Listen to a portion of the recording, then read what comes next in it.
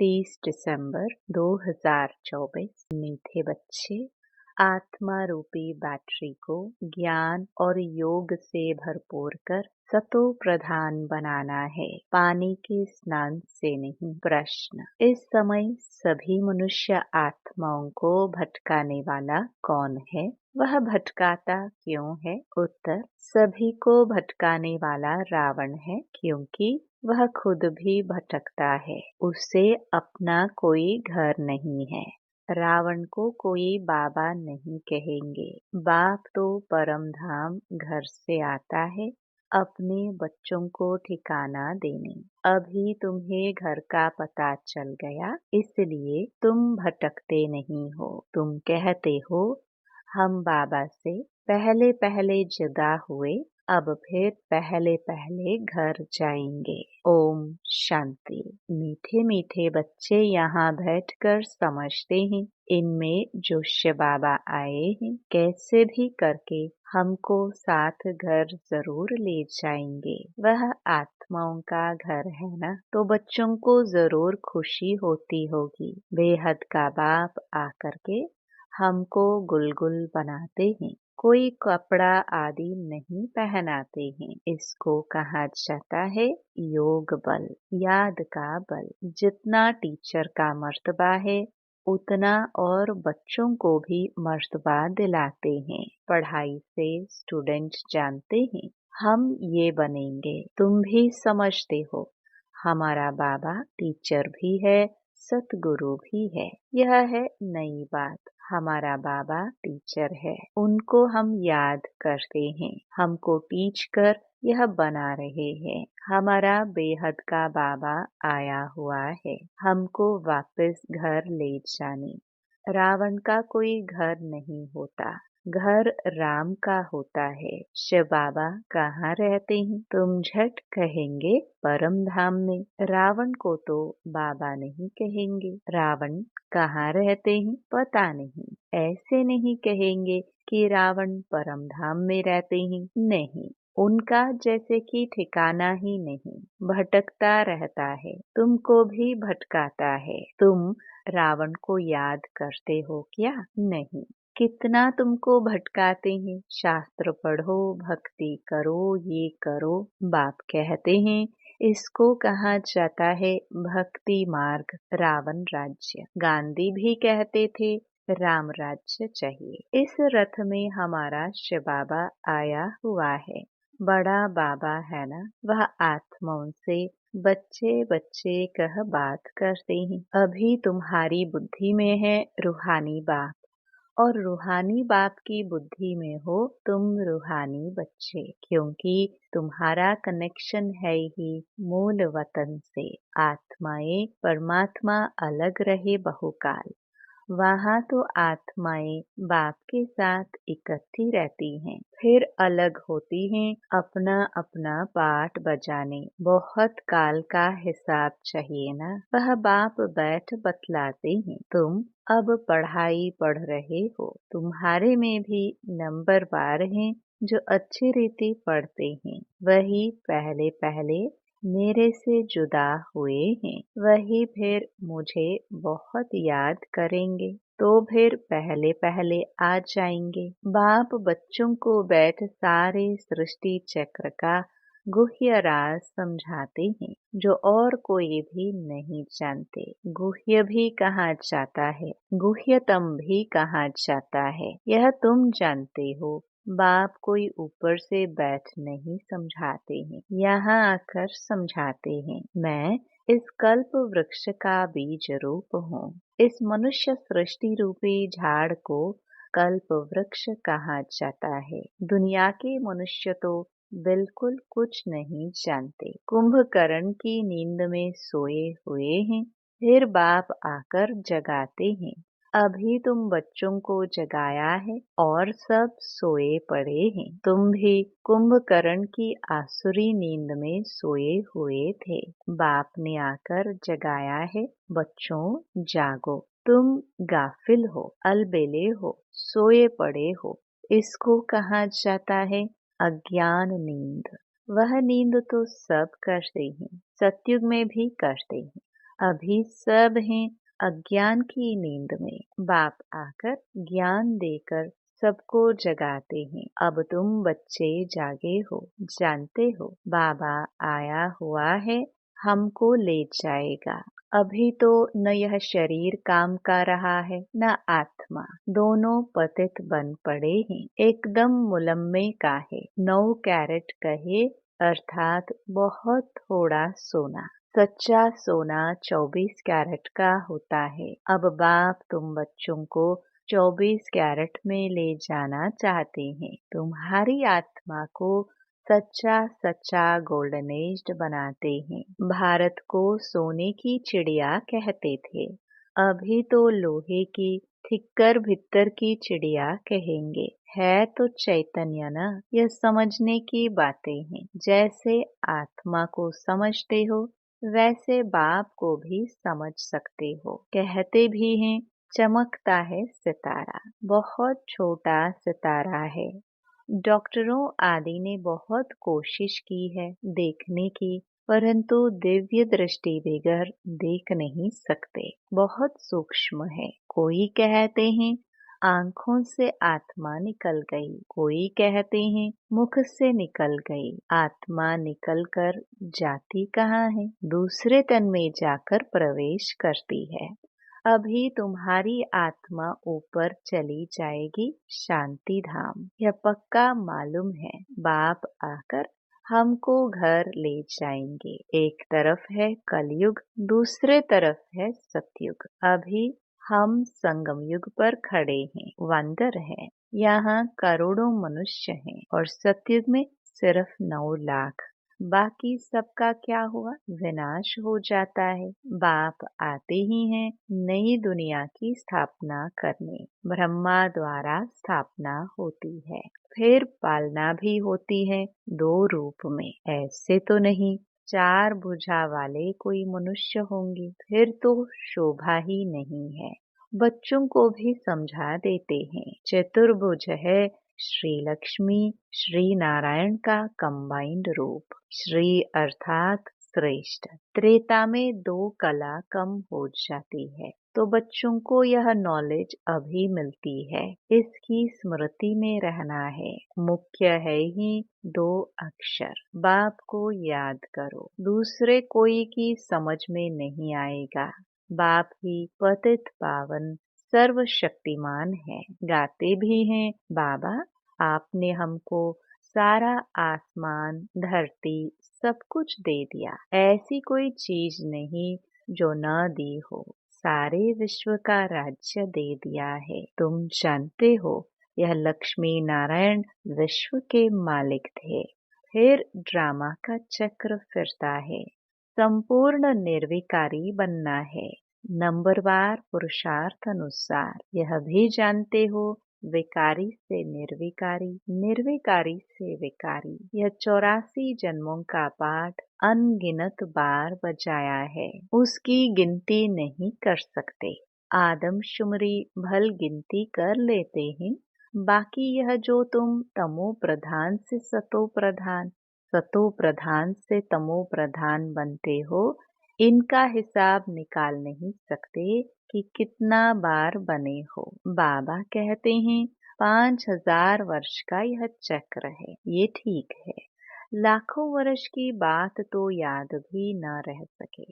अभी तुम्हारे में गुणों की धारणा होती है। ज्ञान का तीसरा नेत्र मिल जाता है। इन आँखों से तुम पुरानी दुनिया को देखते हो। तीसरा नेत्र जो मिलता है उनसे नई दुनिया को देखना है। यह दुनिया तो कोई काम की नहीं है, पुरानी दुनिया है। नई और पुरानी में फर्क देखो कितना है। तुम जानते हो हम ही नई दुनिया के मालिक थे, फिर 84 जन्म लेते लेते ये बने हैं। ये अच्छी रीति याद करना चाहिए और फिर दूसरे को भी समझाना है कैसे हम ये बनते हैं। ब्रह्मा सो विष्णु, फिर विष्णु सो ब्रह्मा बनते हैं। ब्रह्मा और विष्णु का फर्क देखते हो ना। विष्णु कैसे सजा सजाया बैठा है और ये ब्रह्मा कैसे साधारण बैठा है। तुम जानते हो ये ब्रह्मा वह विष्णु बनने वाला है। यह किसको समझाना भी बहुत सहज है। ब्रह्मा विष्णु शंकर का आपस में क्या संबंध है।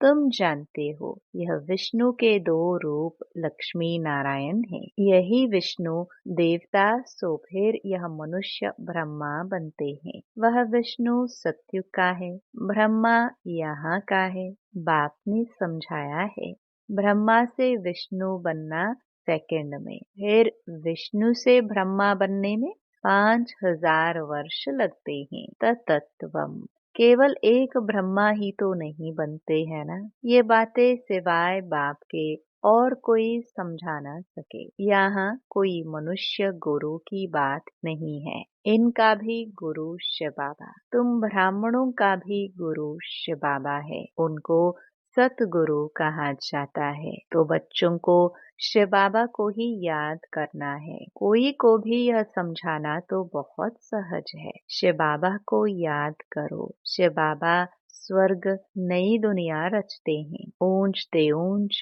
भगवान शिव है। वह हम आत्माओं का बाबा है। तो भगवान बच्चों को कहते हैं मुझ बाप को याद करो। याद करना कितना सहज है। बच्चा पैदा होता है और झट माँ माँ उनके मुख से आपे ही निकलता है। माँ बाप के सिवाय और कोई पास नहीं जाएगा। माँ मर जाती है वह फिर और बात है। पहले हैं माँ और बाप और मित्र संबंधी आदि होते हैं। उसमें भी जोड़ी जोड़ी होगी। चाचा चाची दो है ना। कुमारी होगी। फिर बड़े होते ही कोई चाची कहेंगे, कोई मामी कहेंगे।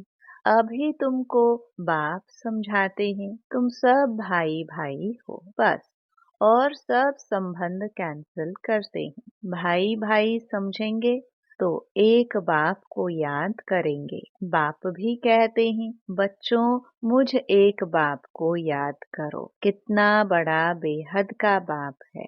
वह बड़ा बाबा तुमको बेहद का वर्षा देने आए हैं। घड़ी घड़ी कहते हैं मन मना भव। अपने को आत्मा समझ बाप को याद करो। ये बात भूलो मत। देह अभिमान आने से ही भूल जाते हैं। पहले पहले तो अपने को आत्मा समझना है। हम आत्मा सालिग्राम है और एक बाबा को ही याद करना है। बाप ने समझाया है मैं पतित पावन हूँ। मुझे याद करने से तुम्हारी बैटरी जो खाली हो गई है वह भरपूर हो जाएगी। तुम सतो प्रधान बन जाएंगे। पानी की गंगा में तो जन्म जन्मांतर घुटका खाया है लेकिन पावन बन नहीं सके। पानी कैसे पतित पावन हो सकता है। ज्ञान से ही सद्गति होती है। इस समय है ही पापात्माओं की झूठी दुनिया। लेन देन भी पापात्माओं से ही होती है। मनसा वाचा कर्मणा पापात्मा ही बनते हैं। अभी तुम बच्चों को समझ मिली है। तुम कहते हो हम यह लक्ष्मी नारायण बनने के लिए पुरुषार्थ करते हैं। अभी तुम्हारी भक्ति करना बंद है। ज्ञान से सद्गति होती है। यह देवताएं सद्गति में है ना। बाप ने समझाया है यह बहुत जन्मों के अंत में है। बाप कितना सहज समझाते हैं। तुम बच्चे कितनी मेहनत करते हो। कल्प कल्प करते हो। पुरानी दुनिया को बदल नई दुनिया बनानी है। कहते हैं ना भगवान जादूगर है, रत्नागर है, सौदागर है। जादूगर तो है ना पुरानी दुनिया को हेल से बदल हेवन बना देते हैं।